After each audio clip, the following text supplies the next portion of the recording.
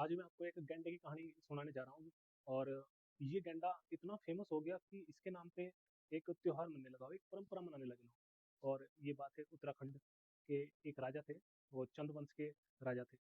और आप यही जानते हो कि उत्तराखंड दो भाग में डिवाइड है, एक तो कुमाऊं है और एक गढ़वाल है। तो गढ़वाल का जो शासक था वो पवार वंश था, और जो कुमाऊं के जो वंश थे, जो राजे थे, वो चंद वंश के राजे रहे हैं। तो ये गैंडे का कैसे रोल आता है इस इतिहास में, आज उसी के बारे में लेके आया हूँ। एक छोटी सी कहानी है। और इस गैंडे की वजह से यहाँ खड़दवा एक त्योहार मनाया जाता है, जो कन्या संक्रांति के दिन मनाया जाता है। अब बात करता हूँ मैं 16वीं शताब्दी के अंत अंत अंत से और 17वीं शताब्दी के शुरुआत से।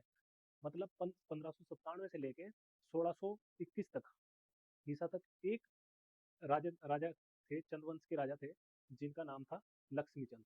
और उन्हीं के राज में एक ऐसी घटना घटती है कि जो पवार वंश था और चंद्रवंश के जो राजे थे, उनमें कम से कम 8 बार, पूरा 8 बार युद्ध होता है। और हर 7 बार, मतलब 7 बार जो जीतता है वो पवार वंश का राजा होता है। लेकिन फर्स्ट टाइम जो विजय मिलती है वो 8वें युद्ध पे जाके चंदों को मिलती है। और चूंकि चंद राजाओं में एक गेंडा स्वामी, गेंडा नाम का एक सेनानी था, और तो सेनापति था वो सेना का। और जो पवार वंश का सेनापति था वो खड़दवा था। तो जब फर्स्ट टाइम वे पवार वंश की को हराते हैं और चंद्रवंश जीतता है, तो लोगों में एक उल्लास जागृत होता है। क्योंकि जब कोई राज्य हारता है तो उसका शोषण होता है, और वो शोषण इस कदर होता है कि वहां से सारी धन संपत्ति लूट ली जाती है, और तो महिलाओं बच्चों को बहुत पीड़ाएं सहन करनी पड़ती है।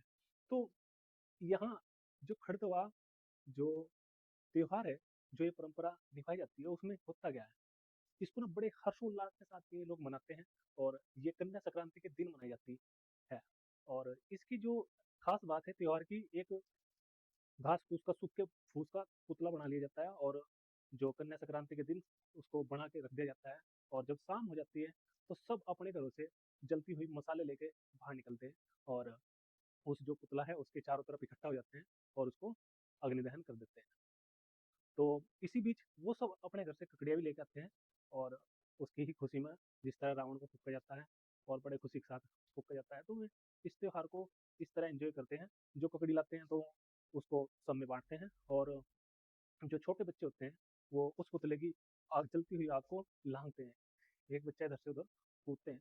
तो इस तरह उत्तराखंड का यह त्योहार बहुत ही हर्षोल्लास के साथ मनाया जाता है।